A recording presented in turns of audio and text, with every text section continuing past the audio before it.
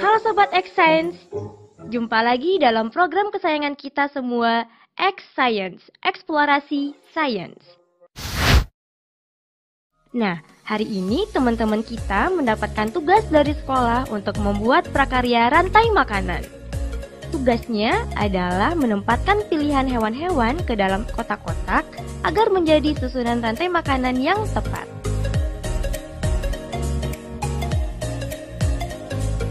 Sobat X Science, tahu tidak komponen apa aja sih yang terdapat dalam rantai makanan? Yuk kita saksikan bersama penjelasan narasumber berikut. Halo Sobat X Science, jumpa lagi bersama Kak Herman dalam program kesayangan kita, X Science, Eksplorasi Sains. Adik-adik, kakak yakin adik-adik di rumah sudah tak asing lagi dengan yang namanya rantai makanan, kan? Apa sih rantai makanan itu? Rantai makanan adalah peristiwa perpindahan energi dari satu makhluk hidup ke makhluk hidup lainnya. Ada makhluk hidup yang berperan sebagai produsen, ada makhluk hidup yang berperan sebagai konsumen, dan ada pula makhluk hidup yang berperan sebagai pengurai. Jadi, dengan kata lain, rantai makanan adalah proses transfer energi. Kakak kasih contoh ya. Padi dimakan oleh tikus. Tikus dimakan oleh ular. Ular dimakan oleh elang. Elang mati nanti akan diuraikan. Nah, dari beberapa rantai makanan itu berkumpul membentuk suatu jaring-jaring makanan.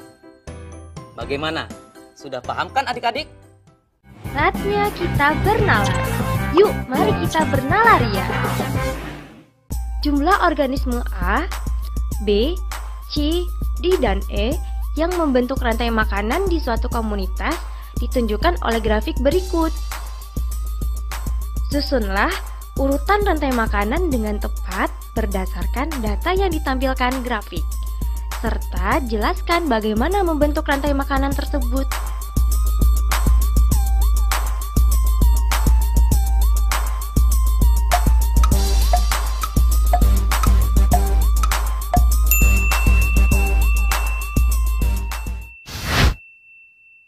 Sobat X Science, bagaimana?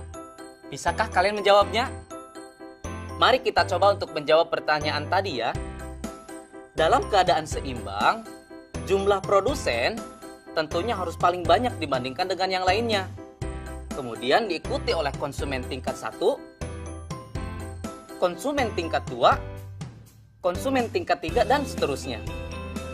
Sehingga untuk menjawab pertanyaan tadi, urutan yang tepat untuk membentuk suatu rantai makanan adalah B, A, D, E, kemudian C. Jadi adik-adik sudah mengerti kan dengan apa yang namanya rantai makanan? Mari kita ulang kembali.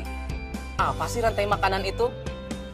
Rantai makanan adalah peristiwa transfer energi dari satu makhluk hidup ke makhluk hidup lainnya dengan urutan tertentu. Dalam rantai makanan, ada makhluk hidup yang berperan sebagai produsen, ada pula yang berperan sebagai konsumen, dan ada yang berperan sebagai pengurai. Dengan demikian, rantai makanan sangat berpengaruh terhadap tatanan susunan makhluk hidup dalam suatu ekosistem.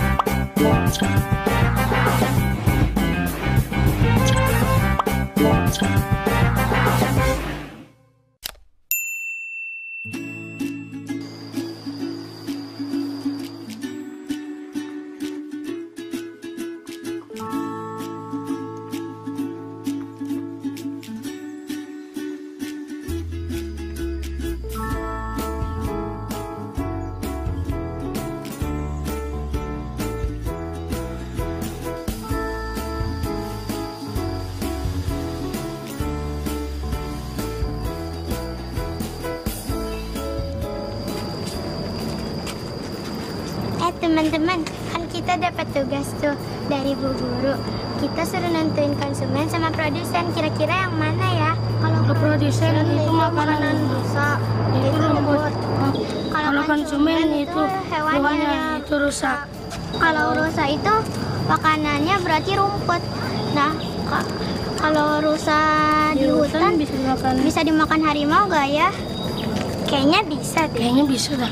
Soalnya rusak itu kan harimau kan makannya daging.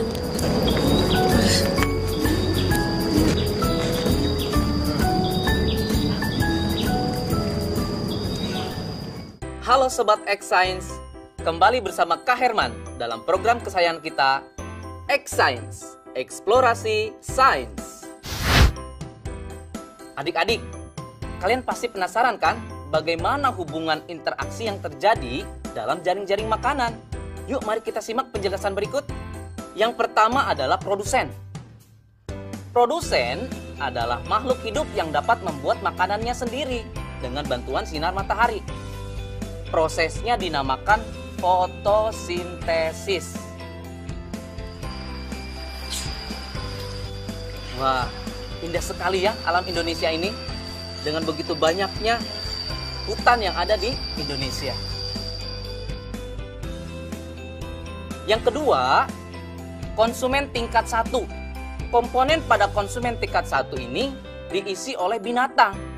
Biasanya adalah binatang herbivor yang memakan organisme autotrof yang tropiknya rendah. Karena termasuk dalam kelas heterotrof, maka konsumen tingkat 1 ini tidak dapat membuat makanannya sendiri dan bergantung pada produsen. Contoh binatang herbivor yang ada di hutan adalah rusa.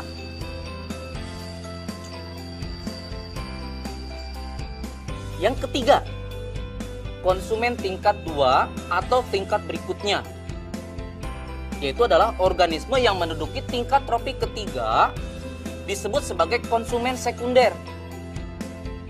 Diduduki oleh hewan pemakan daging atau karnivora. Contoh dari organisme ini adalah serigala, harimau, ular, elang, dan masih banyak lagi. Posisi dari konsumen tingkat 2, tingkat 3, dan tingkat seterusnya bukanlah akhir dari jaring-jaring makanan. Sebab ketika nanti mati, tubuhnya akan diuraikan menjadi mikroorganisme yang akhirnya akan diserap oleh tanah. Yang terakhir, yaitu pengurai. Organisme ini bertugas menguraikan tubuh hewan yang sudah mati menjadi zat yang dibutuhkan oleh tanah. Fungsi dari komponen ini sangat berharga bagi kesuburan tanah. Proses rantai makanan akan berulang, di mana unsur yang telah diuraikan tersebut akan dimanfaatkan oleh tumbuhan untuk membuat makanan melalui proses fotosintesis. Contoh dari pengurai adalah jamur, bakteri, dan hewan kecil seperti cacing tanah atau belatung juga termasuk ke dalam pengurai. Saatnya kita bernalar. Yuk, mari kita bernalaria. Saatnya Sobat X-Science menjawab pertanyaan nalaria berikut. Fatir sedang mengerjakan soal pekerjaan rumah tentang rantai makanan dan jaring-jaring makanan. Berikut ini adalah bagan jaring-jaring makanan yang ditampilkan salah satu soalnya. Pada jaring-jaring makanan tersebut, berapakah jumlah organisme omnivora?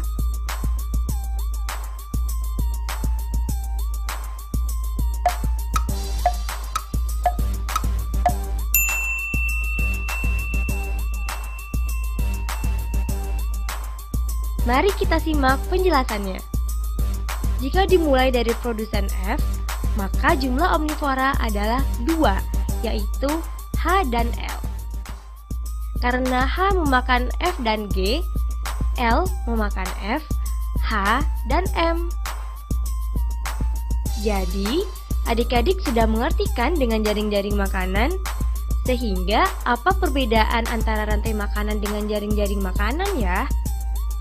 Perbedaannya adalah rantai makanan merupakan bagian dari jaring-jaring makanan, Sehingga jaring-jaring makanan akan menimbulkan banyak sekali rantai makanan yang terhubung satu sama lain.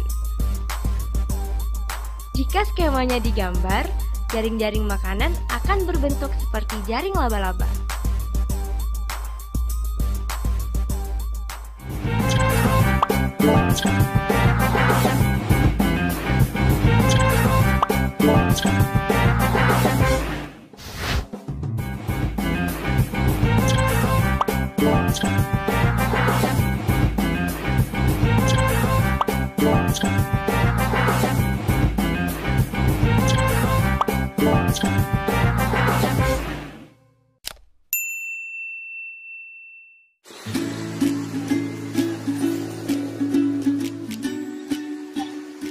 Halo Sobat Extens, kali ini kita akan belajar tentang ekosistem dan mengetahui bagaimana hubungan makhluk hidup di dalam ekosistem.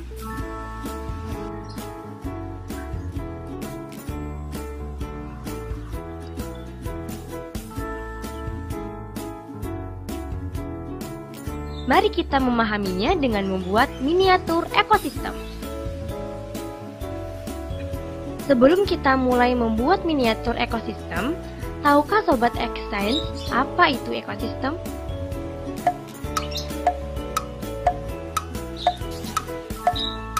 Baik, kakak akan jelaskan kepada sobat di rumah. Ekosistem adalah hubungan saling ketergantungan antara makhluk hidup dan lingkungannya.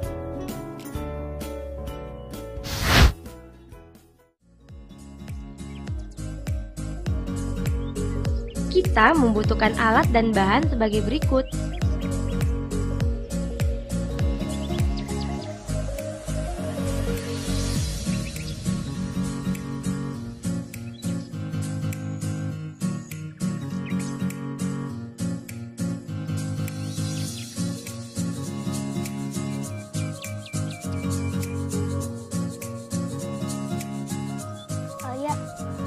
Ayo kita buat miniatur ekosistem hutan. Ayo.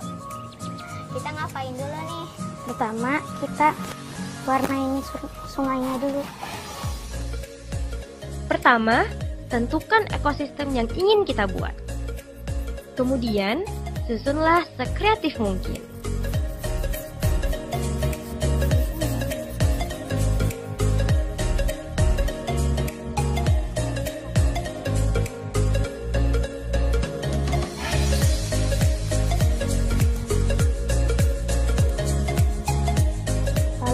Taruh gambar kodok. Berikutnya, susunlah ornamen-ornamen miniatur hewan dan tumbuhan yang mendiami ekosistem tersebut.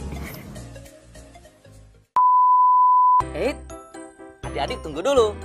Sebelum kita masuk ke tahapan meletakkan ornamen hewan dan tumbuhannya, adik-adik harus tahu dulu nih, bagaimana hubungan interaksi makhluk hidup dalam suatu habitat yang mendiami suatu ekosistem. Pertama, hubungan mutualisme. Mutualisme adalah bentuk hubungan antar makhluk hidup yang saling menguntungkan satu sama lain. Contohnya adalah bunga dengan kupu-kupu. Mengapa sih bunga dan kupu-kupu disebut saling menguntungkan? Karena kupu-kupu membantu penyerbukan bunga, sedangkan bunga menyediakan nektar dan sari-sari makanan yang dibutuhkan oleh kupu-kupu. Yang kedua, parasitisme. Apa itu parasitisme? Parasitisme adalah bentuk hubungan yang merugikan yang dialami oleh salah satu organisme makhluk hidup, sedangkan yang lainnya diuntungkan. Apa sih contohnya? Contohnya adalah benalu dengan tumbuhan inangnya. Benalu dapat mengganggu keberlangsungan hidup inangnya. Bahkan dapat mengakibatkan inangnya tersebut mati. Hal ini disebabkan karena benalu tumbuh dan berkembang dengan mengambil zat-zat makanan yang bersumber pada inangnya. Sehingga tumbuhan inang tersebut akan kekurangan nutrisi pada pertumbuhan. Berikutnya yang ketiga adalah komensalisme. Komensalisme merupakan hubungan antar organisme. Salah satu diuntungkan, namun yang lainnya tidak dirugikan dan tidak pula diuntungkan. Contohnya, ikan ramora kecil yang menempel pada ikan hiu. Bagaimana sih hubungan antara ikan ramora kecil dan ikan hiu? Ikan ramora akan selalu mengikuti dan berlindung di bawah tubuh ikan hiu, sehingga ia akan mendapatkan keuntungan berupa perlindungan dan makanan yang berasal dari sisa-sisa makanan dari ikan hiu. Sedangkan pada pihak ikan hiu tidak mendapatkan kerugian dan keuntungan apapun dari perilaku ikan ramora tersebut. Nah, bagaimana Sobat Xsense? Sudah siap untuk lanjut ke tahap berikutnya? Yuk, mari kita pasang ornamen tumbuhan dan hewannya dengan memperhatikan hubungan interaksi makhluk hidup di dalamnya. Setelah itu kita taruh tanaman seperti ini. Ini kan ada pohon. Hewan yang memakan pohon ini, rumput ini yaitu zebra, kerbau.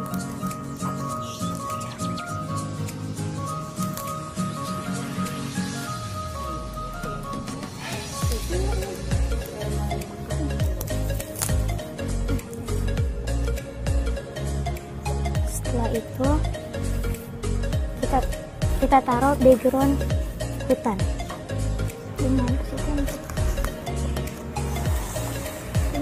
Setelah itu pastikan di sana terjadi hubungan yang setimbang dalam interaksi ekosistem yang kita buat. Dan jangan lupa ditempelkan burung elang. Nah, di sini terlihat yang memakan rumput adalah zebra, kerbau hutan, dan kijang. Nah, hewan yang memakan daging di sini ada serigala dan elang. Ada cacing di bawah pohon yang sudah busuk. Dan miniatur ekosistem telah selesai kita buat. Mudah kan membuatnya? Selain membuat belajar menjadi menyenangkan, dengan membuat miniatur ekologi ini dapat meningkatkan kreativitas dan daya imajinasi kita loh sobat.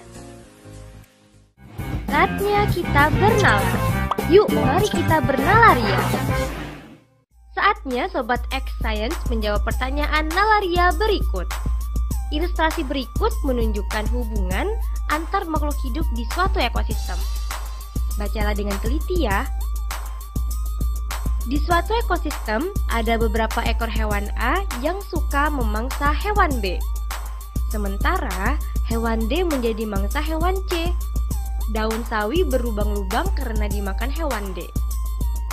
Pada saat tertentu, seekor hewan E mengitari tempat tersebut untuk memangsa hewan A. Hewan C juga adalah makanan favorit hewan A.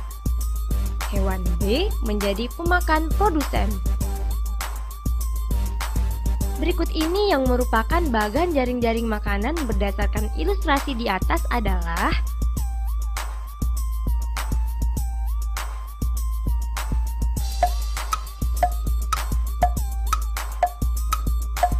apakah sudah ada yang bisa menjawab?